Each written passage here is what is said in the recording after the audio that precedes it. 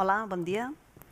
Hem posat aquest títol tan una mica complicat perquè realment del que és tot l'Hospital de Sant Pau no es pot explicar tot en una conferència de mitja hora i per tant tot el que és la història de la creació i del projecte, animo els que encara no ho hagin fet a fer una visita guiada, no? Com la que s'ha fet en aquest simposi, perquè s'expliqui. Igualment, tampoc amb aquesta petita ponència no es pot explicar, com es va comentar ahir, els 10 anys que va durar tota la restauració dels edificis que ja estan en ús i que es va fer per més de 70 equips d'arquitectes diferents, entre els quals hi ha el Xavier Guitart, que està aquí a la sala.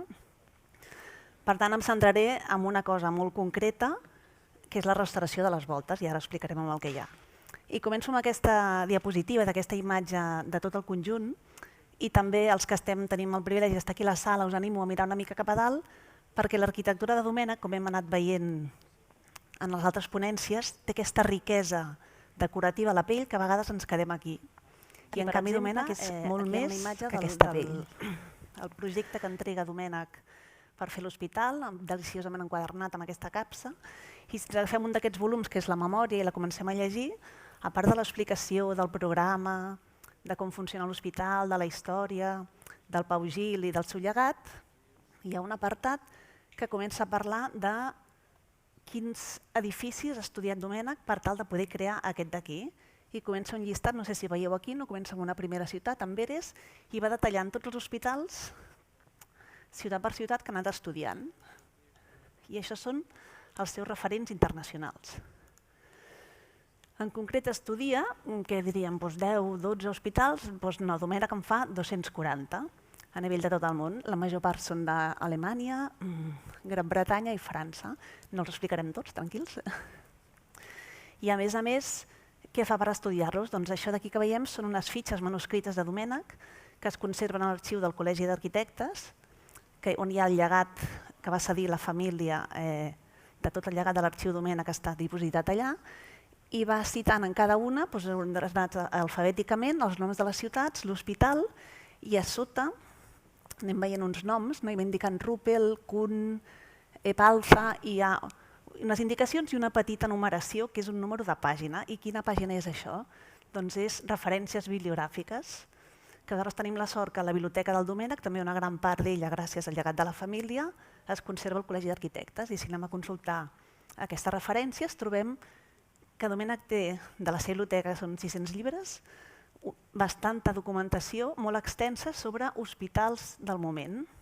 I aquí veiem el Ruppel, que hem comentat, a l'Epalza, i són gent que abans d'ell ha anat a fer un estudi de quins hospitals moderns estan construint en aquest moment i què és el que necessita, segons la tècnica de la medicina moderna, què és el que necessita tenir un hospital.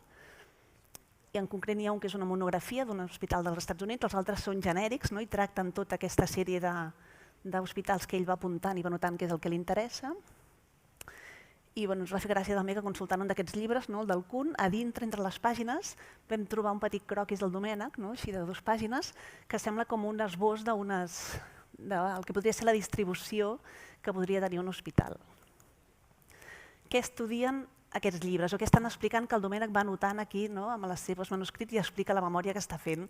Des de en quin tipus de vehicle s'ha de transportar els malalts als hospitals fins, evidentment, el que és la distribució. Com s'han de col·locar aquests pavellons, que aleshores, qui no ho hagi fet, quan pugui fer la visita a tot el recinte de Sant Pau, et van explicant aquesta disposició. En aquell moment es proposava que havia de ser pavellonària. No sé si us sona el tema aquest de la distància de seguretat, de que l'aire no porti malalties, doncs en aquest moment estan dient no es poden disposar els edificis, els malalts tots junts, sinó que han d'anar separant perquè no s'encomanin, i proposa aquests sistemes, com n'hi ha bastants.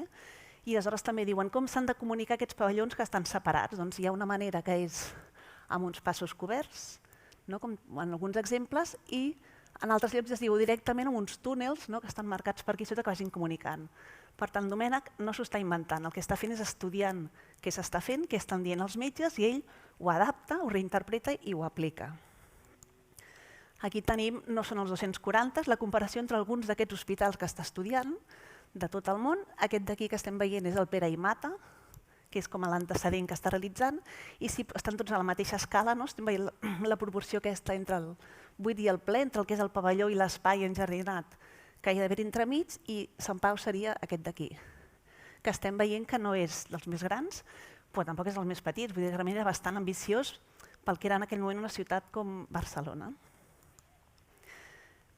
I a part, aquests llibres que llegint ells, no només als hospitals i altres que té la biblioteca, no només es queda amb aquests aspectes funcionals, sinó hi ha un tema molt important que és el científic. I aleshores hem de recordar que Domènec, tot just acabada la carrera, ja entra com a professor a l'Escola d'Arquitectura recent creada a Barcelona i una de les primeres assignatures que donen és l'aplicació de les ciències físico-naturals a l'arquitectura, que està creant aquesta assignatura de zero, per tant ha de fer tot un programa de què explicar durant el curs als estudiants i aquesta es conserva a l'Arxiu General de l'Administració.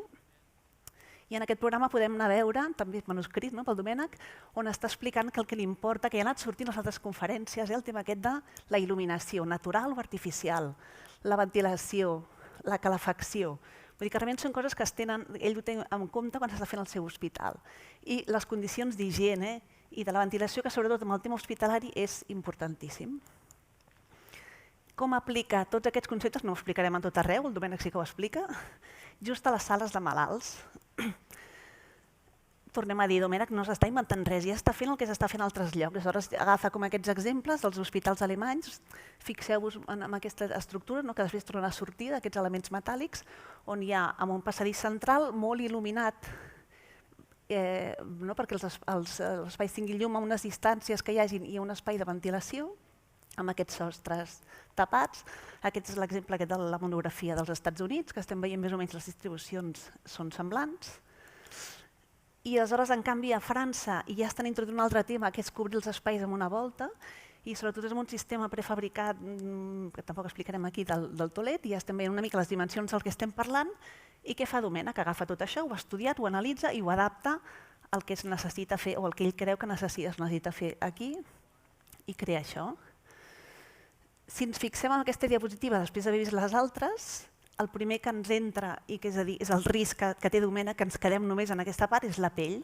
I és que està absolutament tot decorat, aquesta obra d'art total, que realment tenia una voluntat, i la Teresa Sala parla de la bellesa que cura, com forma part aquesta bellesa estètica de la teràpia que s'haurà de fer en el malalt, però a part d'això, si us en recordeu una mica de les imatges d'abans, si ens estem fixant l'altura que té aquest element, aquí és on realment hi ha un canvi que està proposant el Domènec quan ell està estudiant. I aleshores, si mirem en aquesta bibliografia que ell va consultant, són llibres molt tècnics, en aquests petits plànols, també estan a la mateixa escala, ens fixem en aquests exemples on hi havia aquesta estructura metàl·lica, aquests alemanys, aquest és el dels Estats Units, el John Hopkins, i més o menys, i Domènec ho explica a la seva memòria, aquests hospitals proposen una altura més o menys de ventilació, consideren els metres cúbics sols malalts a 5 metres. Sobretot per un tema que els climes on estan construïts, la part més important que necessiten de climatització és l'hivern per escalfar. I si tens un sostre molt alt, costa molt d'escalfar. Al moment que el clima ja no és tan fred, com seria, per exemple, el de França, el sistema Tolet ja diu, aleshores ja canvia, ja puja una mica més, arriba a 8 metres i ja es comença a fer servir una cosa que funciona molt bé, que és la volta a nivell de ventilació. Fixeu-vos, tots tenen aquestes xemeneies que està reproduint, que ha comentat abans el Figuitar, que està reproduint Domènec en els seus hospitals per ventilar aquest aire. Què fa Domènec a la mateixa escala? Doncs fa això. Fa 14 metres. Hem parlat de 5, de quasi 8, doncs ell en fa 14. Diu, no, si ho fem bé, i realment el que necessita el malalt és tota aquesta gran altura i a més diu que la il·luminació li ve donada per aquí, tamisada amb aquests filtres que són les persianes i en canvi la part de dalt la que necessita ventilar l'aire i la que es pot obrir són aquestes finestres d'aquí dalt però que el corrent d'aire no molesta el malalt i després evidentment les xemeneies aquestes de conducció. Tot això ell ho explica i a més es reafirma en la seva memòria, està explicant que para las bóvedas de las salas de las grandes enfermerías se ha estudiado una forma y estructura especial y nueva. Està reconeixent, això és el que estan fent. Jo agafo el que m'interessa de tots aquests estudis internacionals, d'aquests consells dels metges, però per fer això no m'agraden aquests tirantes, aquestes coses metàl·liques que es veuen, ni tampoc ben bé el que fan els francesos, i el que diu és, i ho faré d'una altra manera. Y estas las estructuras de las grandes bóvedas tabicadas en cuya construcción son muy prácticos los operarios del país permiten evitar estos inconvenientes. No hay más dificultad que en contrarrestar sus empujes, que ara en parlarem. I ara faré una petita introducció de què són les bòvedes tabicades. Em perdonareu la gent que ja ho sap, però una mica per entrar. Que la bòveda tabicada té molts noms, no? Només en poso uns quants: la volta a la catalana, que vindrà aquest del tema de la construcció, volta de maó de pla, i jo preferiria aquest nom perquè realment explica constructivament com es fa, volta de rajola, en anglès, en italià, en França, perquè realment s'extén aquesta tècnica a diversos llocs.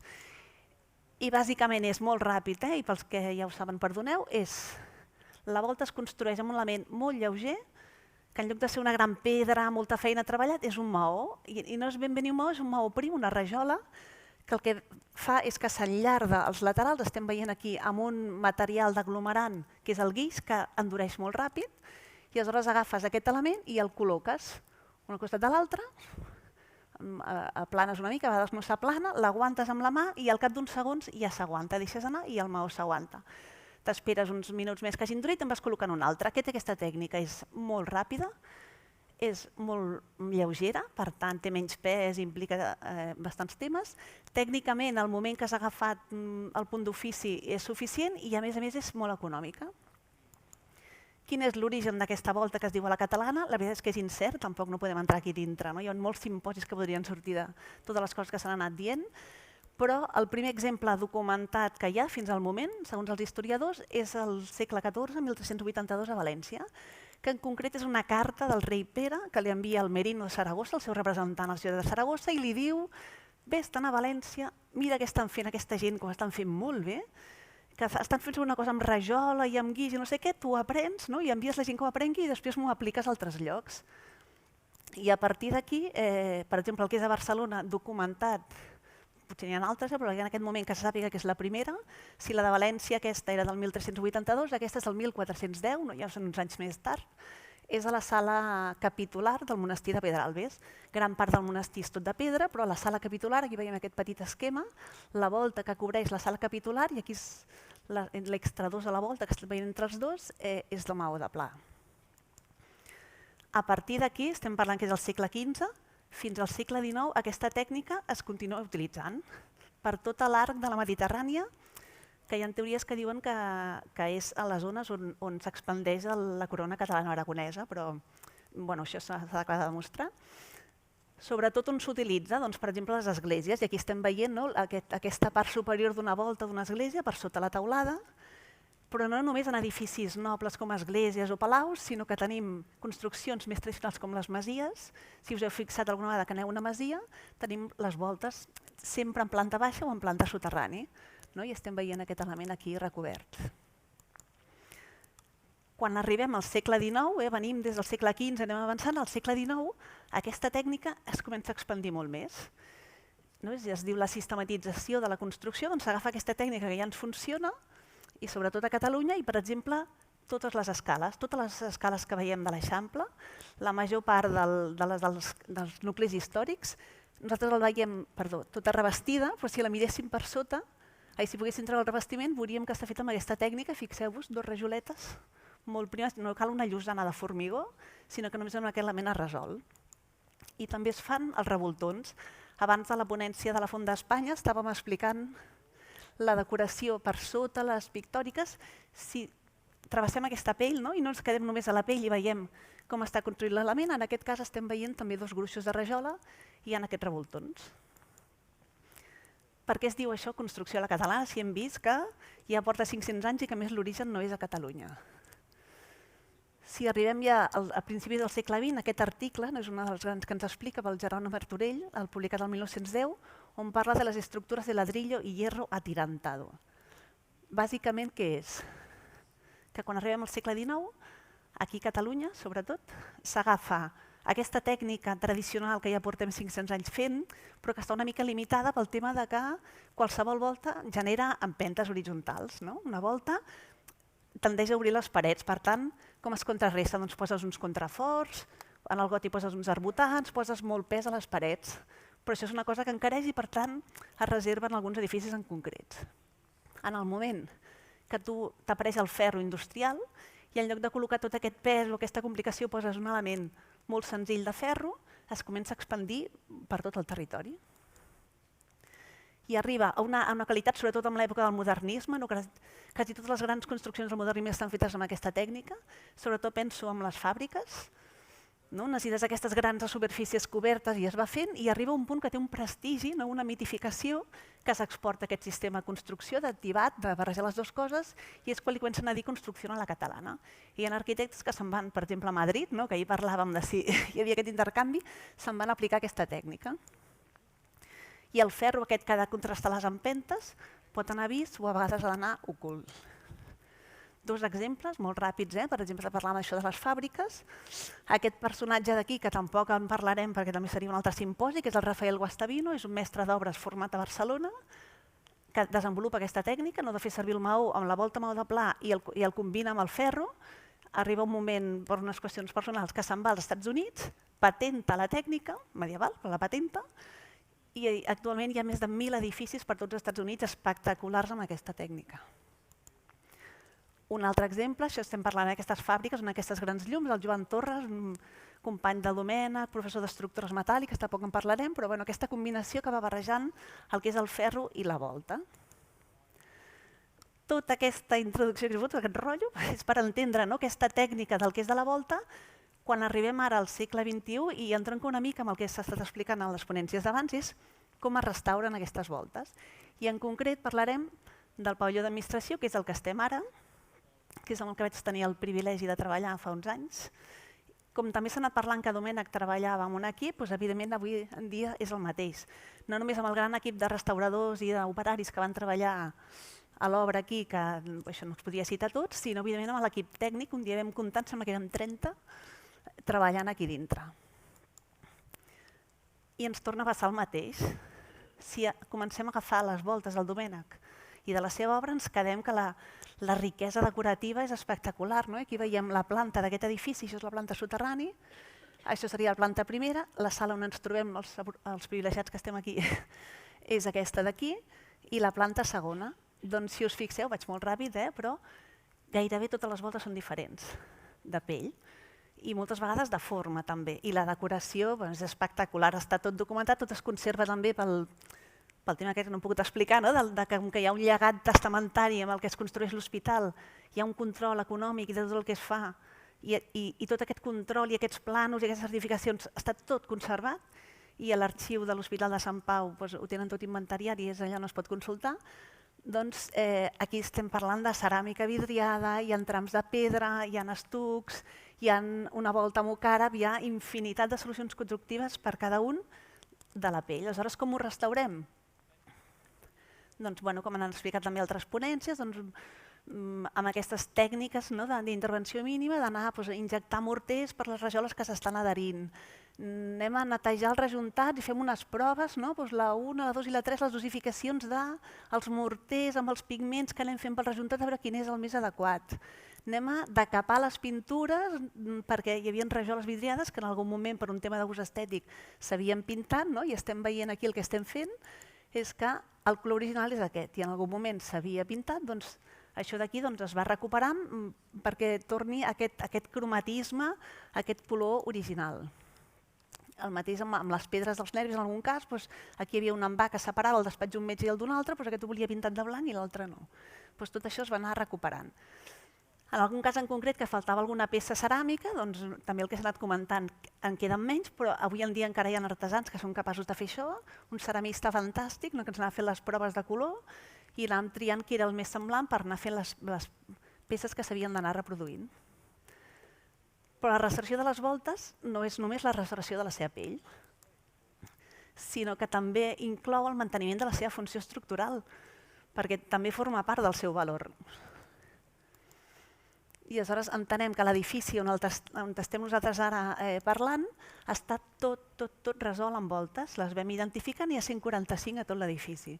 I aquestes voltes són els que estem en aquesta sala, les estem trepitjant a sobre i les estem fent servir. I aquí entrem que la restauració que estem fent també és arquitectònica, no és només d'un element material, no és només un quadre o un element ceràmic, i aleshores és que ha sortit perfecte, el comentari d'abans ha parlat del codi tècnic, ha parlat d'aquestes normatives, de com en el moment que el que es restaura és una cosa arquitectònica que ha de tenir un ús, vol dir que ha de complir unes normatives, que tu has de garantir que si hi ha un incendi la gent ha de poder sortir, no? I a més el Domènec ja ho tenia en compte, però era del seu moment, ha de poder sortir corrents, has de garantir que si hi ha molta gent a la sala l'espai no caurà, has de garantir el confort climàtic. Doncs tots aquests elements són bastant complicats. I aleshores aquí vam fer servir, em va fer gràcia perquè també la ponència d'ahir de la Casa Fuster fes més veure 3 estratègies que explicaré molt ràpid el que més haig d'acabar. Una és que quan agafàvem totes aquestes voltes fantàstiques que tenim aquí i aplicàvem no la normativa sinó el càlcul actual, deia no aguanta. I dius, bueno, no sé, sí que aguanta, no? Porta 100 anys, ja està aquí, com li demostro a algú que això aguanta? Dic, bueno, doncs anem a fer una estratègia que és anem a provar in situ, que és anem a fer una prova de càrrega. Vam omplir una de les sales amb bidons i aquests bidons amb una manguera s'anaven omplint d'aigua i a part d'això el que hi havia és al pis de sota una monitorització, tots uns aparells aquí d'alta precisió que mesuraven amb micròmetres, la deformació, tot això amb un protocol que hi havia i vam provar la prova, la volta la vam carregar i tot dic, val, molt bé, doncs aquesta volta aguanta. Però clar, no podem fer 45 proves de càrrega per saber que totes les voltes aguanten. Doncs aleshores va cridar un equip d'arquitectes de Girona que van fer un estudi que sona molt estrany, però realment va funcionar així, és de proves dinàmiques. Que una prova de càrrega dinàmica, en lloc d'estàtica, és, explicat molt senzill, que agafes un martellet a la volta i li dones un copet. I amb aquest cop es va transmetent la ona, que tu la vas mesurant amb uns sensors que li has posat, i veus com es comporta la ona. I aleshores fas les proves de càrrega estàtiques, amb la càrrega, amb els bidons i tot, fas les proves del martellet i agafes un trosset de volta, i agafes uns quants maons, els analitzes, els poses al laboratori, quan aguanten, els morters, quins valors tenen, el no sé què, la volta, li poses unes coses, com es comporten, l'analitzes, agafes tot això, estic explicant molt senzill, ho poses a dins un programa informàtic i t'acaba dient, doncs mira, si tenim que aquesta volta, amb aquestes condicions, hem fet la prova amb els bidons i l'aigua i tot i aguanta, totes les altres, com que l'enviar al copet, el comportament que això extrapolant no sé què, també aguanten, excepte 6 voltes, que sí que hi havia un tema de formació, hi havia un tema d'esquerdes i tot, que en aquest cas es van reforçar. I a part, la segona estratègia va ser anem a generar coneixement, perquè ara que us he estat explicant tota la història de la volta de Pla, la importància que té l'obra de Domènec, doncs en aquesta obra arquitectònica que havia de tenir un nou ús i havia de complir unes normatives, hi ha unes quantes voltes que les vam enderrocar. I vam estar barallant-nos, discutint des de tot l'equip, no hi havia manera, però per complir el nou programa que es demanava, unes s'havien d'enderrocar per passar una escala d'antiincendis, per tenir un ascensor, per totes les instal·lacions. I aleshores una de les opcions de projecte va ser molt bé, l'hem d'enderrocar, la perdrem, però ja que ho hem de fer, doncs intentem generar coneixement gràcies a això. I un d'ells va fer una tècnica que es fa en arqueologia, que estàs fent el metro, trobes unes restes, què has de fer, les documentes i després ho enderroques. Doncs en aquest cas li vam dir desmuntatge museològic i es van fer unes fitxes una a una de tots els elements, que aleshores alguns s'han tornat a col·locar. Els heu vist altres de les cales on es posen, els altres estan tots siglats i guardats i acopiats en un element, perquè si mai es vol tornar a reconstruir una volta i amb una idea pedagògica o didàctica d'explicar com es fa aquesta tècnica, doncs es podria fer, no només del que és la rajola, sinó tota la geometria, que es va fer un aixecament en 3 dimensions. Es van treure les provetes aquestes, que després anaven al laboratori i se li feien cosetes.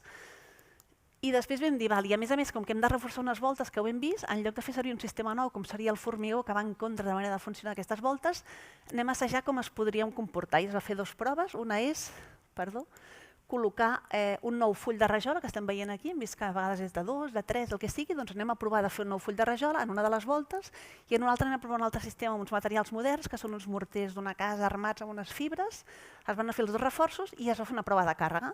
I es va dir, quin és el que funciona millor? Doncs s'assemblaven bastant i finalment es va fer servir el del morter, però s'haurien pogut fer servir qualsevol dels 2. I ara ja acabant, l'última tercera estratègia era que, tal com avisava el Domènec, ja sabem quines voltes ens aguanten, ja sabem les que no ens aguanten com les hem de reforçar perquè ho hem estat provant, però què passa amb aquests empujes que s'han de contrastar amb un element metàl·lic? I és que l'estructura que el Domènec posa per contrarrestar-ho, així com els exemples que hem vist abans, el ferro del Guastavino, del Torres, anava vist, en el cas del Domènec, l'amaga, fa el ferro ocult, que no és només el Domènec, que en l'article aquest del Martorell ja ho explica, que estan fent altres arquitectes. i el tema és què fem amb aquest ferro que està amagat, que no sabem si està ben conservat o no. I aleshores l'exemple de la casa fuster que va explicar, vam fer tota la façana, la vam deixar impol·luta i al cap d'uns anys, ostres, hi ha una cosa que en aquell moment semblava bé i ara no ho està. Doncs com podem certificar que està bé l'estructura? Perquè clar, el que estem parlant és, anem a identificar exactament què és el que està malament d'aquest ferro, perquè d'aquesta imatge que teníem de les voltes, tot al voltant d'aquestes voltes hi ha aquests elements metàl·lics que ens estan contrastant les empentes. Com sabem de tots aquests elements metàl·lics quins estan en bon estat i quins no, per si els hem de restaurar o no caldria? Aleshores, hi ha una primera part de documentació, gràcies al fantàstic arxiu que es conserva a Sant Pau, que és Domènec tenia, Domènec o el seu equip, dibuixat perfectament tots aquests elements estructurals que conformen aquestes estructures i que ell ho té dibuixat en 2 plànols, però fent una recreació en 3 dimensions. No ho veiem perquè està ocult, però sobre d'aquesta sala hi ha aquesta estructura d'aquí. Estem veient aquests elements, aquí en el pilar central, aquest altre dalt, que ens estan aguantant aquestes empentes de les voltes perquè les parets no s'obrin. I quan fèiem unes quantes cales des de la façana, ens apareixia aquest detall, que no es veu gaire bé aquí el croquis, no, però veiem allò al natural, això és el croquis que fèiem amb l'obra, i si ho comparem amb el que és els dibuixos del Domènec, és que hi havia el mateix número de cargols. No sempre, però moltes de les vegades realment era perfecta l'estructura que estava documentada. Però el tema és que hem de fer, ho hem d'obrir tot per saber, perquè a vegades ho fèiem un forat, una cata, estava perfecta, l'altre estava oxidat i no hi havia cap esquerda. Com ho sabem per garantir que això està en bon estat i que no se'ns començarà a fer malbé d'aquí a poc? I també vam agafar la tècnica, la tercera estratègia aquesta, d'una altra disciplina com és l'arqueologia, que és el georadar, que el georadar en aquest cas es va poder adaptar, no sempre funcionaria, però la tècnica és bàsicament que tens una maquineta que t'envia una ona i segons el que troba et retorna i et dona informació del que ha trobat. I l'avantatge és que el ferro rebota perfecte, per tant, si nosaltres sabíem perfectament, perquè havíem estudiat la documentació històrica, havíem fet aquests esquemes 3D, que aquí hi havia estructura metàl·lica, passàvem el georadar per aquí i ens retornava aquesta imatge, que és una mica aquella. Què passa? Que quan el ferro està oxidat, la ona no tornava, perquè la capa de rovell superficial que es crea sobre el ferro feia que no rebotés. I aleshores dèiem, molt bé, si hem passat el georadar, que és una tècnica no destructiva, l'hem passat per sobre, una maquineta, ens està dient aquí sí que has d'obrir perquè hi ha un problema i en canvi aquí t'està rebotant el ferro perfecte, doncs no té cap problema. I el que vam fer és aquests els exemples, es va obrir en alguns elements i simplement a vegades només netejant la capa de rovell, si no s'havia perdut suficient secció, doncs simplement es tornava a tancar. De tot aquest esquema tridimensional de l'estructura metàl·lica que està embeguda dintre els murs de Sant Pau, que són més o menys uns 600 metres lineals de tot façana en contacte amb l'aigua, que n'haguessin de canviar perquè estaven malament, no va arribar als 2 metres lineals. I era concret perquè havia tingut aigua, havia entrat aigua, un baixant que perdia, alguna esquerda. La resta, la veritat és que 100 anys després estava en molt bon ús. I ja acabant, és només resumint, he agafat una cita del Javier Ramos de Santiago de Compostela, que ens encanta, on parla de, ja que tot aquest simposi va sobre la restauració, que en els edificis històrics és molt important escoltar-los i entendre què ens estan dient, com funcionaven, de què servien, com s'havien construït i que els escoltem i els entenguem no vol dir que no hi fem res, perquè es pot no fer res a la casa Navàs que s'ha conservat intacta i un dels pocs exemples que ens ha arribat i que realment l'únic que cal és entrar aquí de puntetes i tornar a sortir. Però en canvi altres espais, que també s'ha comentat perquè es conservin, no han d'estar en ús, per conservar un ús arquitectònic vol dir que sí que hi hem de fer algun tipus d'intervenció, però sempre des de l'estudi i sobretot escoltant el que ens està dient l'edifici. Doncs ja està. Moltes gràcies.